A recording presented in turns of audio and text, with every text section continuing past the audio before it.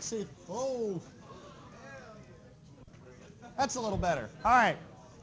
All right, everybody, so welcome back to the Freshman Engineering Seminar. We're here for week 2. Just a little bit of housekeeping. I've had a couple folks ask about the attendance sign-in sheets. If you remember last time, our lab tech, Patrick Clinton, was going to be taking care of that, and he had some equipment training and whatnot this morning that he had to do. So he's not here right now. If he comes in later, we'll just have you all sign in as you leave. But if not, I'll just give everybody a Christmas present and mark everybody here because I'm not going to mark anybody absent because of that. So sound good? All right. So a couple of announcements. Everybody knows what's going on here within the engineering program. Those of you who attended the SAME ASCE chapter meeting last week probably heard about the New River Gorge Bridge Tour that's going on in October. So that's going to be on Saturday, October 8th. And if you're interested, you can contact the folks in SAME ASCE. You all have all the contact info on Blackboard. Also threw up some stuff on the upcoming meeting schedules for the mechanicals and Theta Tau as well as SAME ASCE. All that info's there, but you can probably find that on their social media outlets also. All right. I checked Blackboard a little bit before class, and it looks like just about everybody had taken quiz 1, so I guess there wasn't too much technical glitches there. Just like last time, I'm going to have a quiz 2 posted sometime later today. Just like last time, it'll close next Friday at 11 a.m. So, sound good? Anybody have any questions? All right. So we're going to get into what I guess I would say is our more typical format for the semester. We're going to have an intro speaker speak for a few minutes, usually a faculty member, and then we'll have our main speaker. This week we've got something a little different. We have a current student here at Marshall who's interested in starting a chapter of the Society for Women Engineers. So she's going to come up and talk to you a little bit about that, and then we're going to have our 2 main speakers. So with that, I'm going to turn the floor over to Zaynab Salem, and she's going to tell you a little bit about SWE. So everybody give Zaynab a round of applause.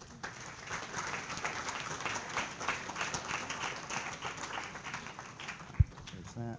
And then there's you. Okay, got it. Okay, so hi, I'm Zaynab Salem. I'm a mechanical engineer, and I'm a junior here, and I'm here to talk to you because I want to start a Society of Women Engineers. So SWE, or SWE, it's basically an international organization focused on stimulating women to achieve their full potential in their careers as engineers and leaders. Most engineering schools have this group, but we don't have one, so I was thinking about starting one, so we would be like the founding group, I guess. So if you'd be interested in joining that'd be cool. Also, this is not just for women. Men can join too, and you don't have to be an engineer. So basically what we would do is we would do a lot of K-12 outreach. So we would go to like Huntington High School and other schools in the area, and we would probably talk to the seniors about joining an engineering program. It'd be a lot of it would help get recruitment for our engineering program and help increase the percentage of women. We would first be an interest group because there's a lot of requirements to be a full part of the national chapter. But once we are members, there's lots of scholarships you can apply for and internships. But we can still attend the conferences. There's one in February. It's going to be in Pittsburgh that I would try to plan to go to that one. There's one in October, but that's obviously too early. We would also try to get involved in a lot of women organizations in the community and on campus, and we would be involved with other engineering groups and other engineering activities. So I mean, I'm gonna put a sign-up sheet in the back, and if you're interested in joining, just please write your name and your email, and then I'll contact you later with more information about it and when the first meeting would be. And this is my contact information. And our advisor, I don't know if any of you have her, but it's Dr. Hajar. She's going to be the advisor. So if any of you want to write that down or anything. Does anyone have any questions? So, Any questions at all? okay, well then I'll just leave this back there if anyone wants to sign it. That sign-up sheet will be there on the back table. Everybody, let's give Zaynab a round of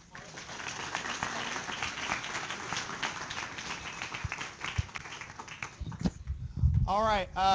So now what I'm going to do is turn it over to our two main speakers for the day, and they're going to tell you a little bit about what they do. So we've got two folks from the U.S. Army Corps of Engineers, Huntington District. We've got Sean Carter, sort of their chief of geotech there, and we've got Dr. Erich Guy, a professional geologist. So with that, I guess I'll turn it over to Sean. Let's everybody give them a round of applause.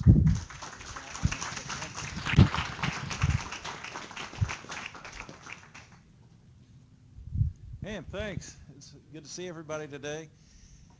And we got a full house. I don't think I've ever spoken to this full of a house anywhere. I'm glad to see everybody's interested in engineering.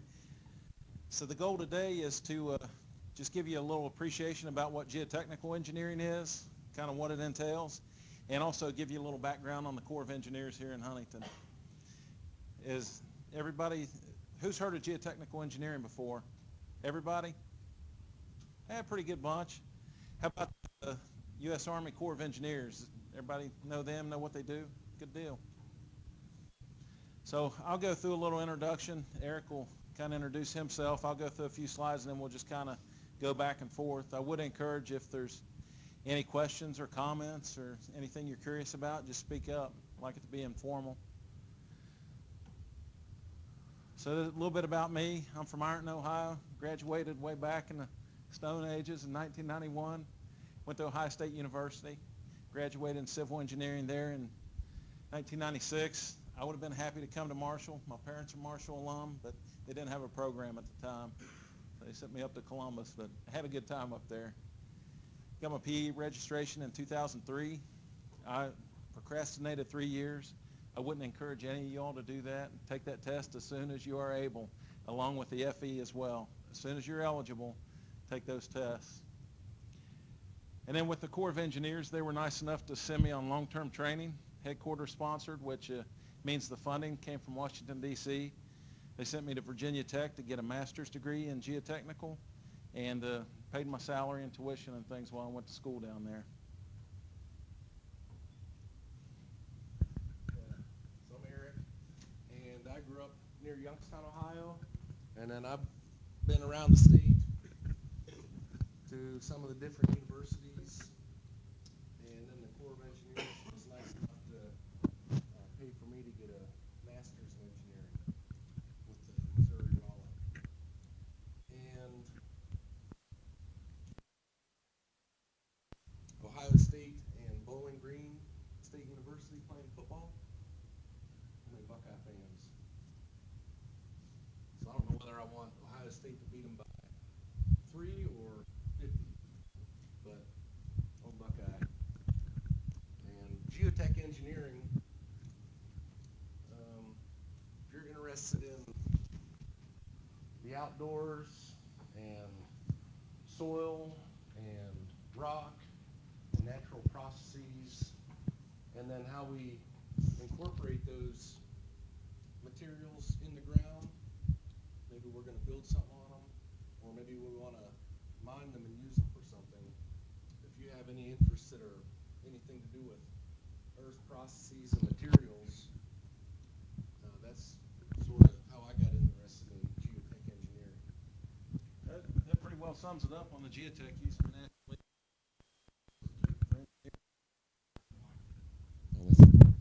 But I had a laser pointer on it too. He's wondering, why'd you give me this thing?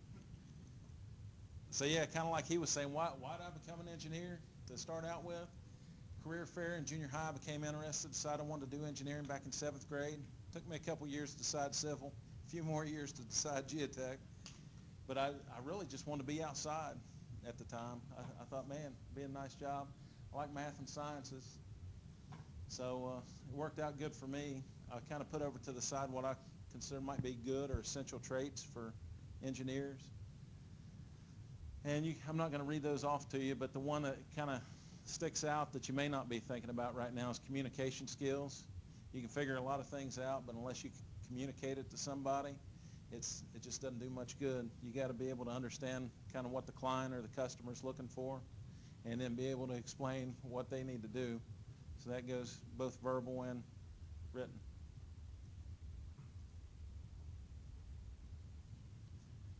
Now, you guys will go through school, and this is a slide. A lot of people get into engineering. Anybody get into it just for the money? Okay, a couple folks. For me, when I first graduated, I didn't really care about the money. I just wanted to get in the middle of it. The market wasn't very good in 1996. Everybody remember Bill Clinton? So you guys were pretty young back when he was president, but they had a federal hiring freeze, and there just weren't a whole lot of jobs around this area. So I was getting ready to pack it up and head to a bigger area like Columbus or Lexington or something like that, and was able to get something up in Charleston. But I started out like that guy, just testing density on fields, just sitting out there with the dozer and the compactor, checking densities, testing concrete, footing inspection, boring inspection on drill rigs, that kind of stuff. It was a good way to start. Didn't make a whole lot of money, but I got a pretty wide variety of experience. So then I kind of got specialized in geotech once I got out in industry. But there's kind of my work experience, just to give you a little background on me. I was a student in the Corps, 94, 95. I kind of just fell into that. Up at Ohio State, I was looking on the cork board for jobs and saw one in Huntington. Thought, man, that's close to iron. I'm interested in that. I really wasn't in geotech at the time, but did that for the summer in geotech, and that kind of spurred my interest, and I went from there. I said we got 3 students currently in our group that are Marshall students, and we have 2 that we've hired into the group in the past few years. Right through our attrition rate there at the Corps, we're going to look at hiring probably 8 to 10 engineers per year. Right now we've got a staff of about 170 in the engineering construction division, but of course there's engineers in operations and other district places too. Yeah, so I'm just talking about geotech. Yeah. We have 5 recent hires in geotech over the past few years. Okay, so things are good. I was wondering, that picture, that was a Marmet lock replacement up on the Kanawha, just upstream of Charleston. Most people are probably familiar with that, seeing it as they drive by on the turnpike. That was kind of, is that a civil engineer's nightmare or dream? I say it's a dream. Yeah, it was a good time. Got to see a lot of things go on that you wouldn't normally see. Big job. But that's what it looked like during construction. You can see they were sitting on the river bottom, excavated down into bedrock. So a little bit of history on the Huntington District. It's formed back in 1922. Responsible for the canalization of the Ohio River, the low head locks, and then things that went on from there, and we've got high head locks now. But the 1937 flood, I guess, made a big impact to federal, I guess, interest in building projects and things. If you look around, all the locks, they aren't related to the flood, but it was a busy time. They were all completed in the mid-late 30s.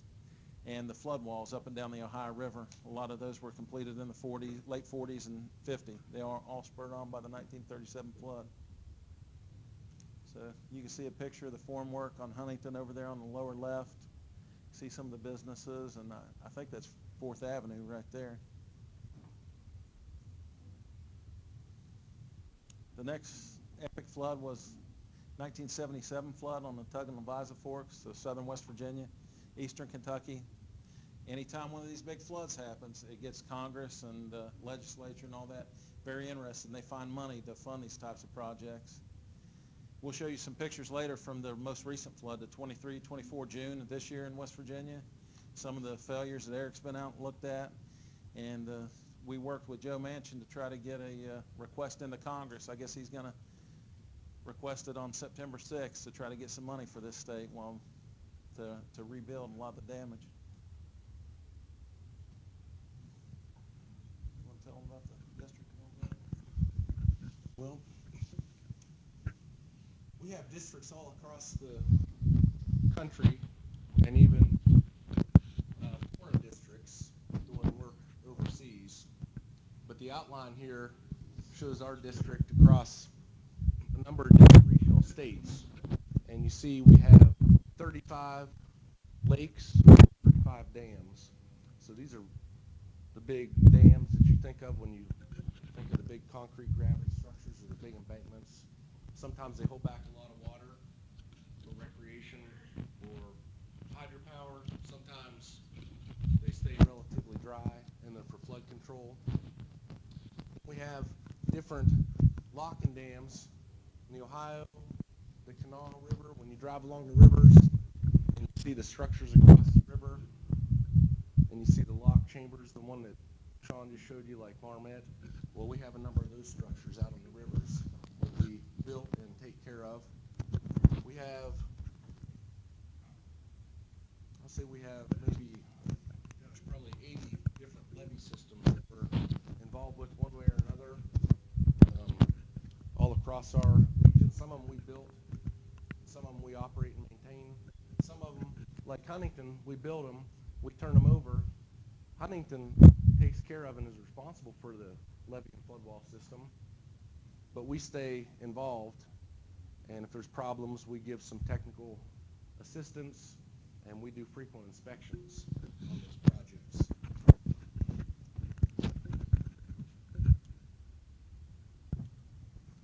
This is just kind of a scatter of a number of the different projects, and they're coded different based on some different ranking schemes.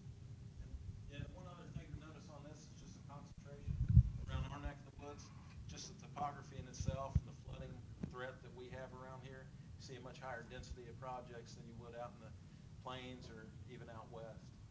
Yeah, we had the third largest amount of levee systems in our region nationally, and we have the most dams. We see 35 dams.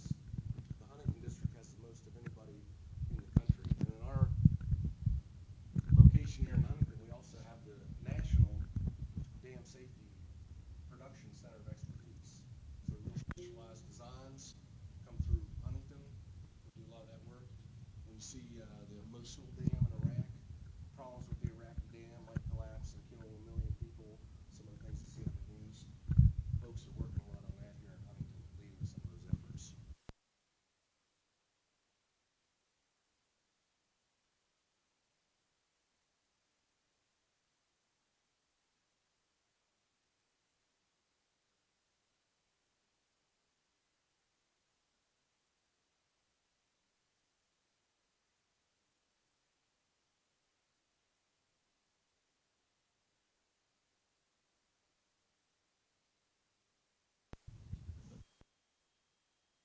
Flood risk management, the lower left there, that's the one I'd kind of throw up there.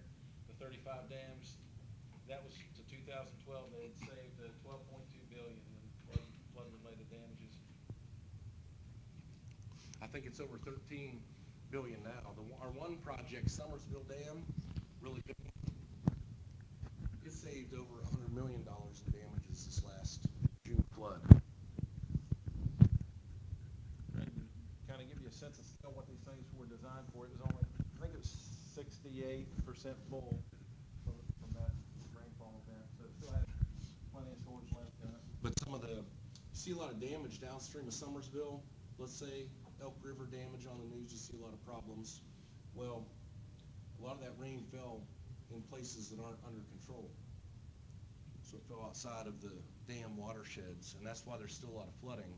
But with the dam, for example, and with the Sutton Dam, this last flood, water would have been 8 foot higher in Charleston than it was were it not for those two projects in Bluestone also. And so just a few more facts and figures just to kind of give you an appreciation of what the Corps does. They're kind of silent, don't get a lot of press most of the time unless something like Katrina happens, the flood wall fails. That, by the way, that really wasn't on us, but we kind of took the hit for it. That was on local sponsors and not wanting to build a certain. It's a long, complex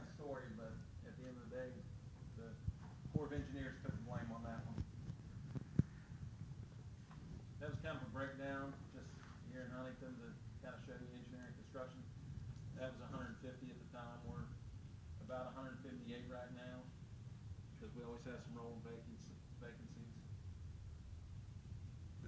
the engineering construction division down there, give you a little background on just the makeup and what kind of people we employ in Huntington.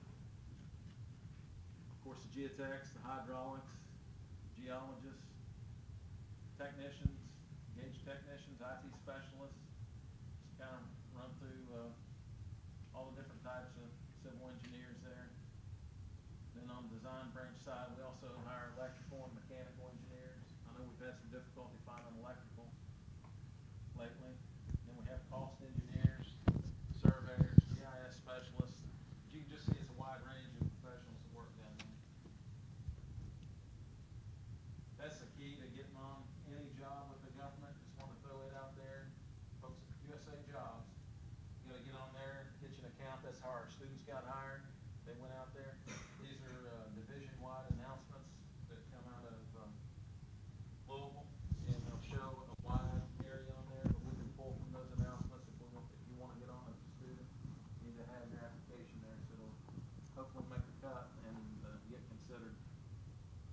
You see, we have positions that are 20 to 25 hours a week during the school year, work full-time in the summer. Then we'll kind of get a little more into geotech. Just want to give you the background on the core, but then we'll probably focus on get a little more technical. But I just want to throw one up that you guys may have seen. This is along the Canal Boulevard up in Charleston. People are familiar with that. For the last several years, keep filling more limestone on the banks of that. That's a gentleman that's worked for the Corps for over 50 years. His name is Michael Spohr, and I don't know if you can tell in that lower left-hand picture, he's not very happy because the bank is actually collapsing on itself. What we call internal erosion or piping. There's natural springs, and also when the river comes up, it's charging the bank. The sands and things, all the water's going back in. Then when it goes back down, that water runs back out and it carries sand and particles with it. That'll be what you see us focus on a lot is internal erosion of soil materials. And you can see the steps were collapsing, things were getting over steepened. It was threatening to take out the Canal Boulevard there. So we were able to secure funds, partner with Charleston, and kind of shore that up a little. So for the upper right, when we're fixing it, that's Madison Coal and Supply doing the construction. Mr. Spohr was pretty happy, even though he's not in the photo. This was a little more background just on the Marmette lock replacement, to kind of give you an appreciation of the scale of these projects. It had been that way from 1936 up to 2002, and that was twin 56 by 360 chambers. You see the lock over the barge, they had to pull each barge through one at a time and then hook them back together on the other side. So you can gain a lot of efficiency if you get a bigger lock chamber. You come through 3 wide and 3 long. So that's really how that project was justified. As I mentioned before, that was a $270 million total for that project. Everybody here knows that the locks and dams don't do anything to help flood control. They're mainly for dry times, drought times, so we can maintain that navigable depth on the river. We guarantee the towing industry 9 foot. We give them 12 at the sills on the locks, but we guarantee them 9 foot. So if they drag and tear a hull or anything like that, that's on the Corps of Engineers. We guarantee that they get that. But the roller gates on one of these dams, when you're in a flood stage, they actually roll all the way up out of the water, so it's just open river.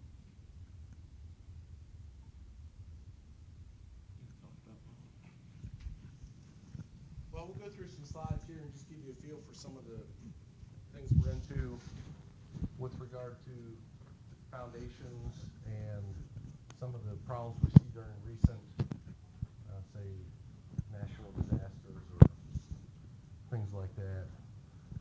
What Shaw mentioned was the seepage and piping. This is just a cross-section of a dam, and then you see a foundation. So as geotechnical people, we're always going out and drilling through structures into the foundation, pulling out the materials, going lab tests, and then we take that information and we do modeling and comps and couple that with judgment and evaluate the stability of structures, and then we'll design fixes if they're found to be deficient. So So this is just an example of, on the prior slide, we got some of the material properties, and then we put them in a computer model. You had to find an element class. This is a slope stability computer model, and the computer will tell you how susceptible your dam under a load might be to failing. What we found out on this one is that's not a good factor of safety, 0.29. So that was an extreme run. You can see it's loaded up on the way to the crest. So what we found out later as we were going through this, we kind of threw that one up there just to show you what it looks like, but we actually modeled the phreatic surface through the dam at a spillway event, so much lower, and we found out this one's okay. So we studied Bolivar for a number of years, though, and were able to get that one to go to construction. This was just a picture of the groundbreaking, and that was a $44 million project.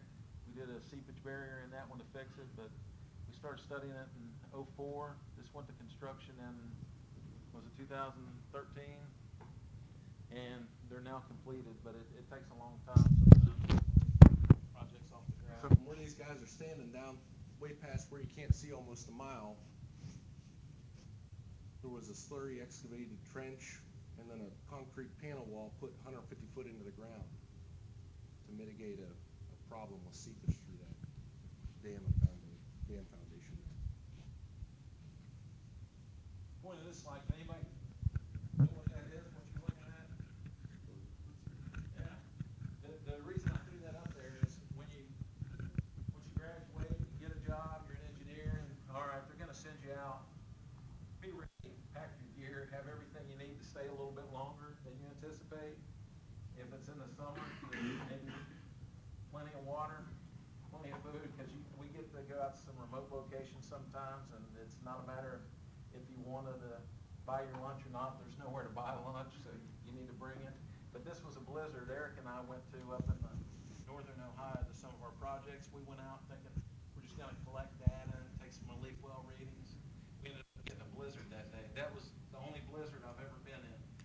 And it took sustained winds of over 30 miles an hour. And I think we had 16 inches of snow that day. But luckily I brought some gear and I was ready for it. So there we were going out to collect the data on the next day. We couldn't get a whole lot done right in the middle of the blizzard, but we did agitate some boils downstream and look at seepage characteristics.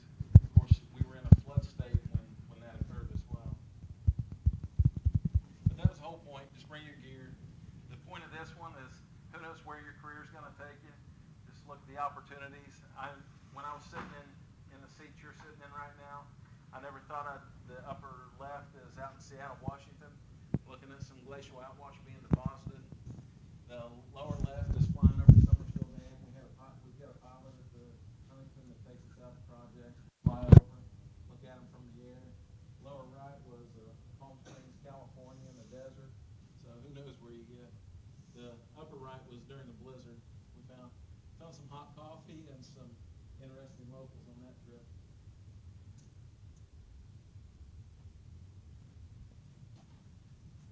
Sometimes we do the things that are real quantitative. Sometimes we have to use our judgment a lot and do models and comps in our head where we don't really have any information. So geotech, unlike some others, has a bit more of a challenge in some ways because you always don't know your material distributions and the properties. So what we do is we get into probabilistic analyses, and then when you go out in the field and you see features, I got a cartoon next will show you, but you go out and you make observations, and when you see something abnormal during a flood, see on this one the water's up to the top of that levee, and then you see a feature here where the levee foundation is starting to wash its way out. And so you go out and you have to make real-time judgments and decisions and implement actions for problems. And a lot of times you just got to kind of wing it, start building something, and do the best you can as you go along. But these are just instances of foundation washouts where we might come out and we might start dumping sand and gravel over one of these spots. And that requires you to know something about material grain sizes. What should we put on there? What grain sizes? So we study filter theory, and you do things in the lab, and you make your comps, and then you go out, and sometimes you just use that in the field. And so I know what kind of material to put down there. I know what kind of thicknesses because of things you do in the lab. So this is an example here. These are some friends in St. Louis during 1993. We actually work with a couple of them on St. Louis jobs now. But it gives you a cartoon of what happens when you put water. You see you get some seepage come under, depending on a lot of things. Not all levees are going to have some kind of problem, but a lot might, and that's why we study them, and that's why we go out and look at them. That's why we fix them and find problems. But eventually enough material will get washed out that the levee will start to collapse. Sometimes the levees can get washed over also. But this is an example here of an observation they see downstream of the levee right before it ended up failing. It's kind of rare to see something 15 minutes before failure, too. This is one we saw out in Indiana. This is a dam that almost failed.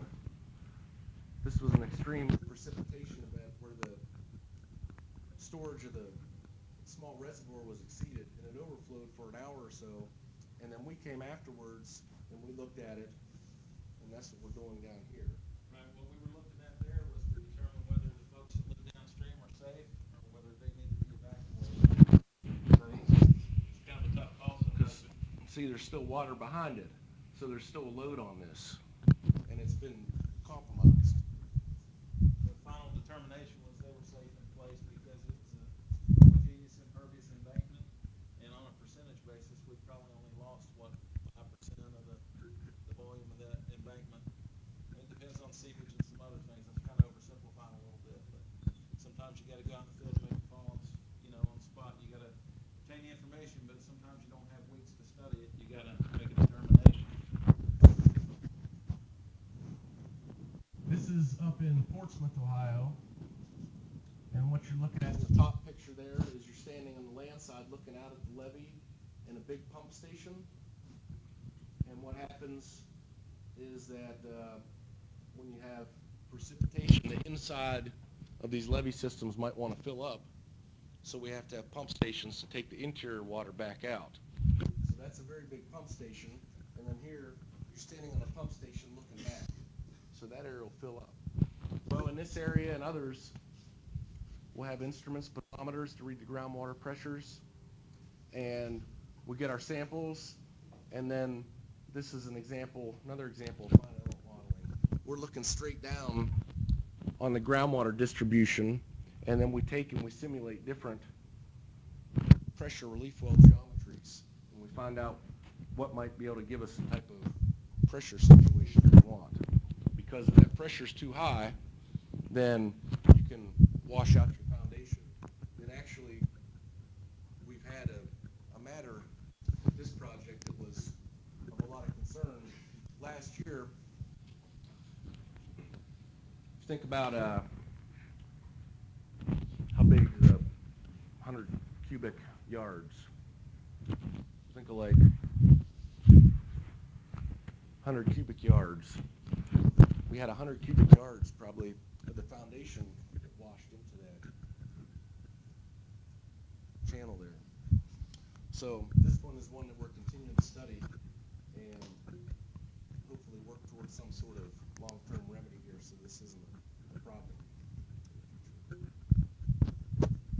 One thing I want to mention before we move on, and Huffman covered a little bit of this. I should have incorporated more, Professor Huffman, more the classical geotech, because what we're talking about is mainly what the Corps of Engineers, what we deal with on a daily basis. But you would do design of shallow and deep foundations, retaining wall designs, ridge foundations, rock paths out to highway design, embankment design, all those types of things.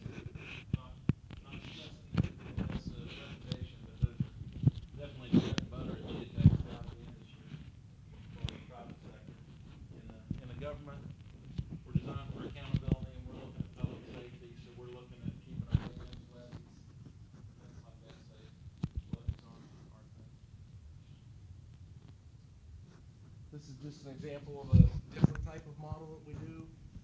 Sometimes we do things in spreadsheets. Sometimes we use commercial packages. This is just an example of a spreadsheet model where we can raise a pool on the back of a levee, and then we can put in our foundation parameters, and we can design well systems. So we use spreadsheets in conjunction with the finite elements. That's one thing about the modeling. Anytime you do any modeling, and you probably take your modeling courses, but you always want to start off with a simple problem that you understand, and then make sure you understand that simple finite element solution, and you can check it, and then use that modeling to do what you can't do otherwise and extend your solutions with complex geometries or different things. So to show you these models, you don't just want to get in and start pressing buttons in the models. The models are to help educate you once you know what you're doing.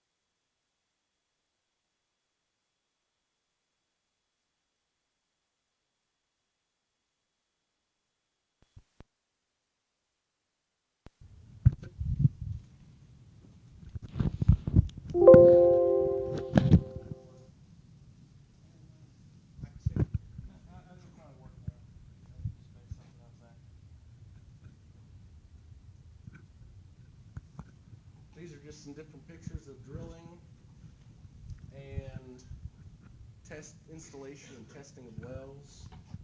So you see the rigs, and what we're doing here is putting those well screens down to the ground. And then here we're pumping out of them.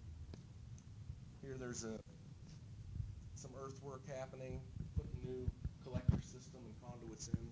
So you're always in geotechnical engineering working around subsurface explorations,